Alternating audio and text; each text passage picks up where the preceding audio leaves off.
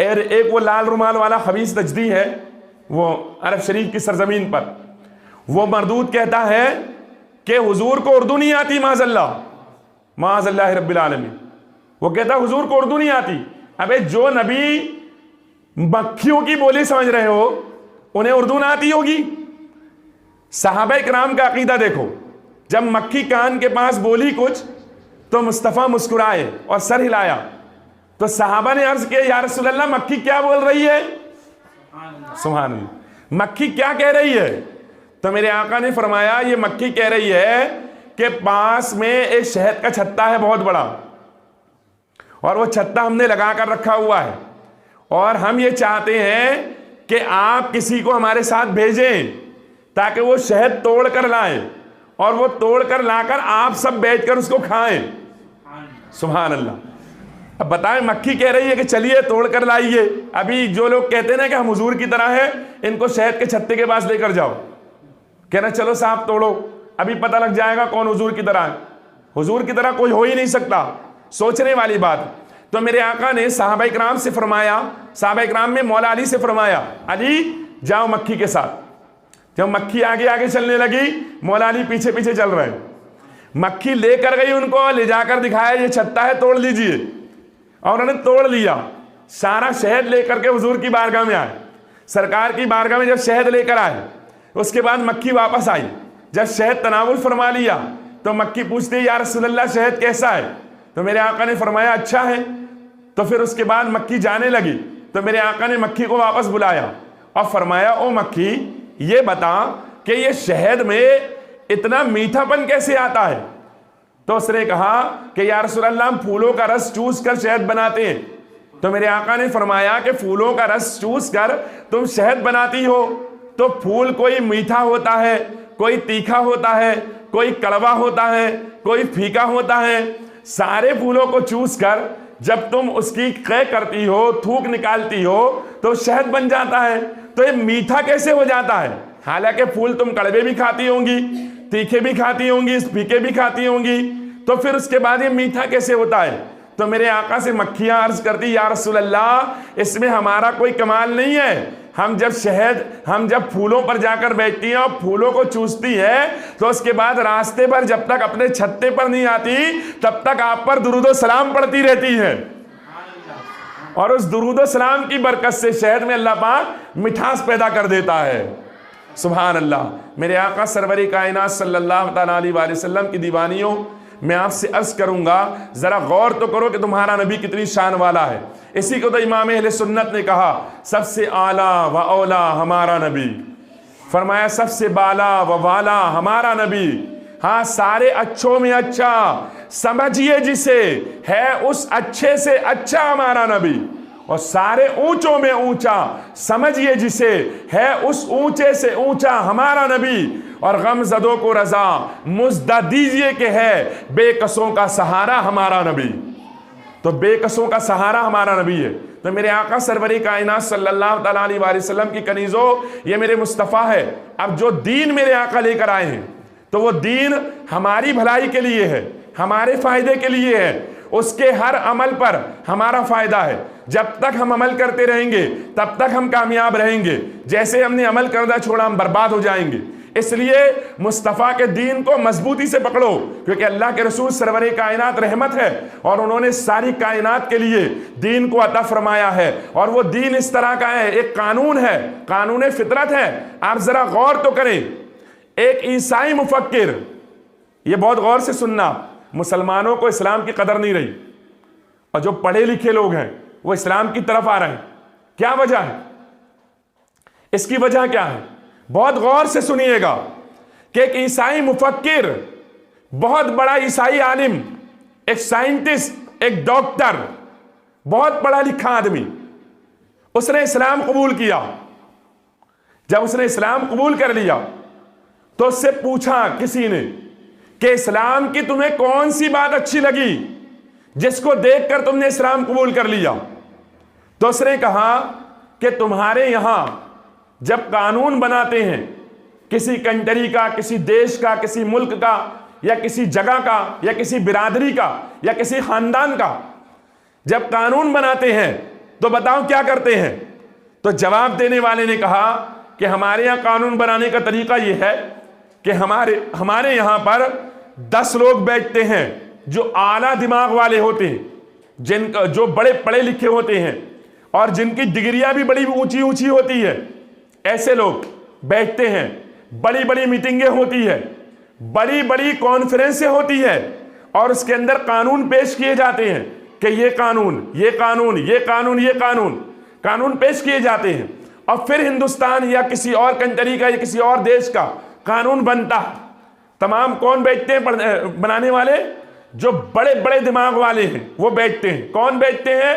जो बहुत ज्यादा पढ़े लिखे वो लोग होते हैं वो बैठते हैं। कानून बनाने के लिए वो लोगों को बिठाया जाता है, जाहिलों को नहीं बिठाया जाता, बड़े बड़े पढ़े लिखों को कानून बनाने के लिए बिठाया जाता है।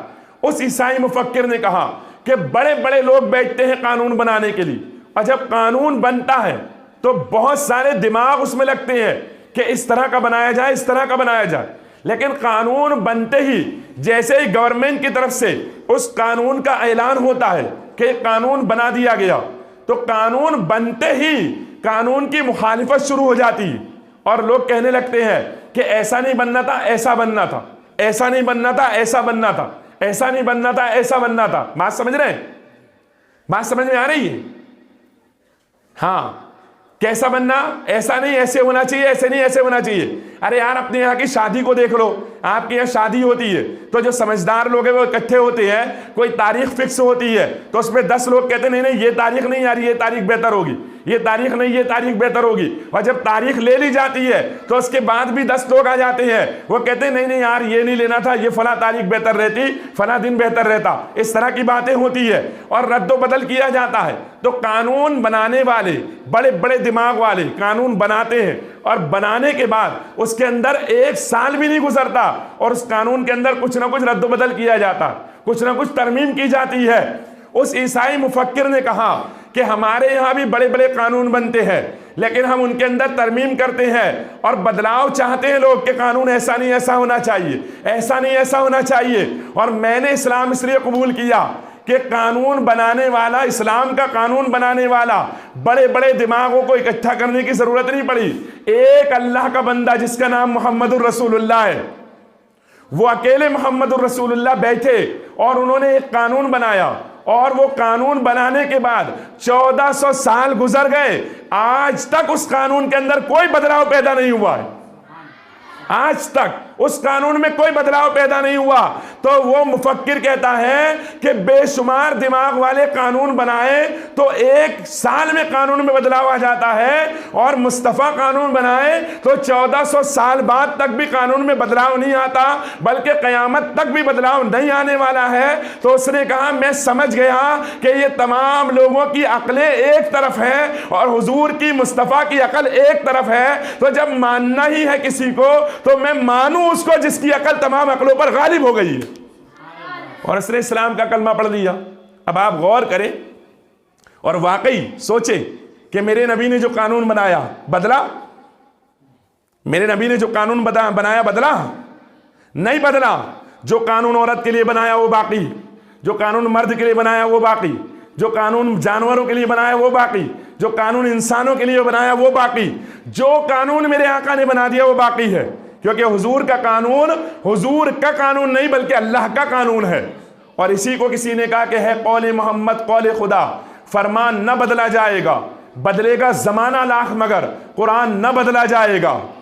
और जो कुरान बदलने आते हैं फिर उनका हाल तो वो होता है कि ना वो घर के रहते ना घाट के रहते, वो किसी जगह के नहीं रहते। तो कुरान नहीं बदलेगा, कानून नहीं बदलेगा। तो मुस्तफ़ा ने कानून बनाया।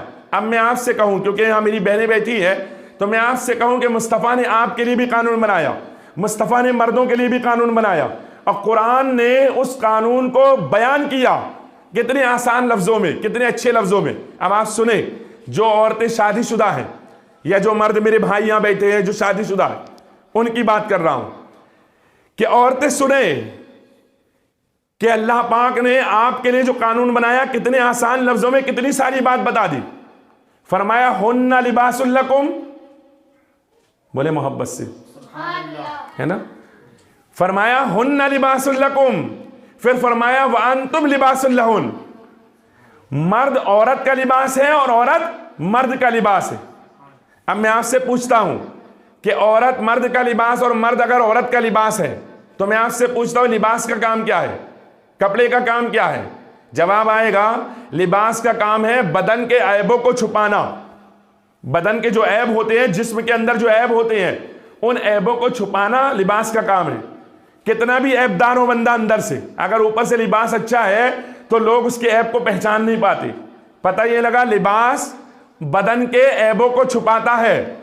तो अगर मर्द का लिबास औरत है और औरत का लिबास मर्द है, तो मैं उन मर्दों से कहूंगा जो अपनी औरतों की बुराई दूसरों से करते हुए नजर आते हैं। अरे यार उसने ऐसा किया, अरे यार उसने ऐसा किया, अरे यार वो ये करती है, अरे यार वो करती है, तो मैं उन मर्दों से कहूंगा भाई तू तो लिबास है, तो उसके ऐब को तो छुपाना है, ना कि लोगों को बताना है। और जो औरतें अपने मर्दों की बुराइयां अपने मायके में जाकर करती है कि उन्होंने ऐसा किया, वो तो मेरी सुनते नहीं, मानते नहीं, अम्मा की ज्यादा सुनते हैं, फला की ज्यादा सुनते हैं, इसकी ज्यादा सुनते हैं, उनकी बहन का सिक्का चलता है और ये नहीं मानते वो नहीं मानते, तो उन औरतों से कहूंगा कि अल्लाह की बंदी, अल्लाह ने तुझे उसका लिबास बनाया था। लिबास का माना होता है ऐब छुपाना। तू वहां आकर के अपनी माँ को उसके ऐब बता रही है, अपने भाइयों को, घर वालों को, रिश्तेदारों को ऐब बता रही है, तो बता कि तेरा काम कौन सा था और तू काम कर क्या रही है। तो तू फटा हुआ लिबास है क्या? क्योंकि फटा हुआ लिबास ऐब बताता है, और जो फटा हुआ लिबास नहीं होता वो ऐब नहीं बताता, वो ऐबों को छुपाता है।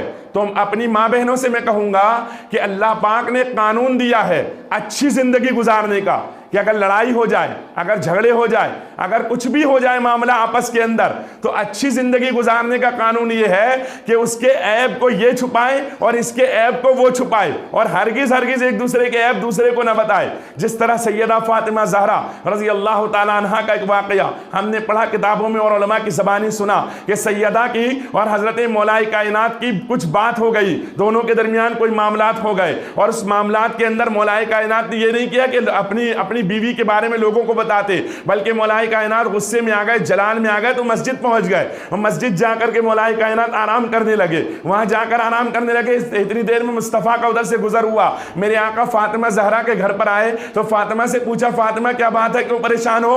अर्ज करती है या रसूल अल्लाह आपके दामाद नाराज होकर गए हैं। किधर गए? तो मस्जिद की तरफ। मेरे आका मस्जिद की तरफ गए और हजरत मौलाई कायनात को मनाकर घर लाए, लेकिन तब भी हजरत सैयदा फातिमा ने कोई शिकायत मौला अली की नहीं की, और ना मौला अली ने कोई शिकायत फातिमा ज़हरा की रसूलुल्लाह से की। तो इससे पता लगता है कि एक दूसरे का जब बंदा लिबास हो तो फिर वो शिकायतें नहीं करता, बल्कि उन बातों को जो उसे नागवार गुजरे उन्हें दबा कर रखता है, छुपा कर रखता है, और लोगों को नहीं बताता। ये कुरान मुकद्दस ने हम लोगों को जिंदगी जीने का सलीका दिया है। आज जो घरों की लड़ाइयाँ हो रही ना, जो झगड़े हो रहे हैं, जो मियाँ बीवी में झगड़े हो रहे हैं, जो फसादात हो रहे हैं, ये किस वजह से हो रहे हैं? इस वजह से हो रहे हैं कि हमने इस्लाम के दामन को छोड़ा है। अब मामला ये हो गया, पहले का मामला ये था कि शादी होती तो जब मंगनी हुआ करती थी तो लड़का और लड़की एक दूसरे से बिल्कुल बात नहीं करते थे, बल्कि एक ऐसा माहौल बनाया जाता था कि तमाम औरतें भले ही सामने आ जाए, लेकिन वो लड़की जिससे कि मंगनी हुई हो वो हरगिज सामने नहीं आती थी, और घर की बड़ी बूढ़ी औरतें उसको मना करती थी कि नहीं नहीं वहां वो भी आएगा तो तू ना जा। इस तरह का एक माहौल बनता था। क्यों? इसलिए कि बुजुर्गों का मानना यह था कि शादी तक ये दोनों एक दूसरे को ना देखे ना बात करें, जब शादी हो तब अल्लाह तबारक व तआला इनके दिलों में मोहब्बत अता फरमा देगा, और वाकई उस मोहब्बत के बेशुमार नज़ारे निगाहों के सामने नजर आते हैं। लेकिन अब तो बेहयाई का आलम यह है कि इधर मंगनी हुई और उधर लड़की के हाथ में भी मोबाइल होता है और लड़के के हाथ में भी मोबाइल होता है, और फिर उस मोबाइल के जरिए से कभी फूफी के जरिए, कभी खाला के जरिए, कभी बहन के जरिए माज़अल्लाह दोनों की बातचीत करवाई जाती है। जब सारी बातें मोबाइल ही पे कर लोगे तो फिर सोचो कि बाद में तुम्हारे पास बचेगा क्या? और फिर वो इज्जत जो मर्द को चाहिए शादी के बाद वो मिलेगी? नहीं मिलेगी। तो इसलिए मेरी मोहतरम मुकर्रम पर्दानशीर ख़वातीन इस्लाम, मैं आपसे गुजारिश करता हूँ कि अपने माहौल को दीनदाराना माहौल बनाओ, रसूलुल्लाह सरवरे कायनात के इरशाद पर अमल करो, क्योंकि जो कानून उन्होंने हमारे लिए बना दिया वही कानून हमारे लिए फायदेमंद है।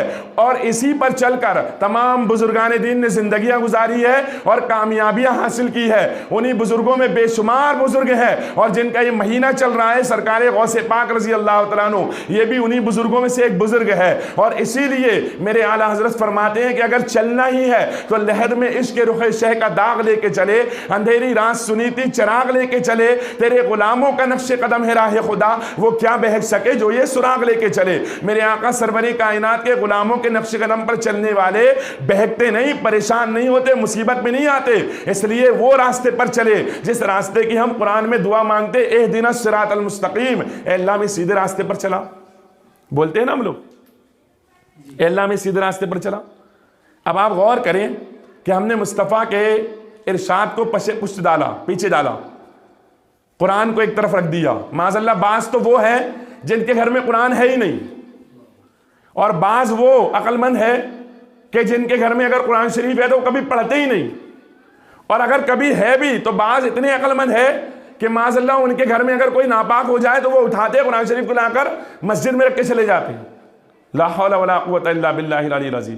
जो कानून था, जो दीन था, जो फितरत था, जो सब कुछ था हमारे लिए, हमने उसकी तरफ से नजरें फेर ली और इसलिए हम परेशान हो गए। तो इसलिए मेरी मुकद्दस बहनों यहाँ जितनी आई हैं या जो सुन रहे हैं, मैं सबसे कहूँगा कि कहीं जाने की ज़रूरत नहीं, वापस आएँ मुस्तफ़ा की बारगाह में, वापस आएँ हुजूर की बारगाह में, वापस आएँ रसूलुल्लाह को मनाएं, मेरे आका सरवरी कायनात सल्लल्लाहु अलैहि वसल्लम के इरशाद पर अमल करें। यह दुनिया धोखा है, मज़ा चंद मिनटों का है, फिर उसके बाद सब खत्म है। हाँ, सब खत्म है। इसलिए बेहतर यही है कि बंदा अपने आका सरवरी कायनात को राज़ी करे। तो इस बात को याद रखे कि कानून ज़िंदगी मुस्तफ़ा ने अता फरमाई है और दुनिया का हर कानून, कायनात का हर कानून मेरे आका ने अता फरमा दिया। अब हमें कहीं जाने की ज़रूरत नहीं है। जो देखना है, जो पूछना है, वो या तो कुरान में मिल जाएगा या हदीस में मिल जाएगा, या कुरान कहता है फस्अलू अहल ज़िक्री इन कुंतुम ला तालमून, नहीं जानते तो जानने वालों से पूछ लो, तो किसी आलिम के पास ज़रूर मिल जाएगा। इसलिए बेहतर और मुनासिब यही है कि अपने आप को बदलने की कोशिश करें। अल्लाह पाक मुझे भी बदलने की तौफीक अता फरमाए और आपको भी बदलने की तौफीक अता फरमाए। ये किस्सा लतीफ़ अभी नातमाम है, जो कुछ बयां हुआ आगाज़ बात था। अस्सलामु अलैकुम व रहमतुल्लाहि व बरकातुहू।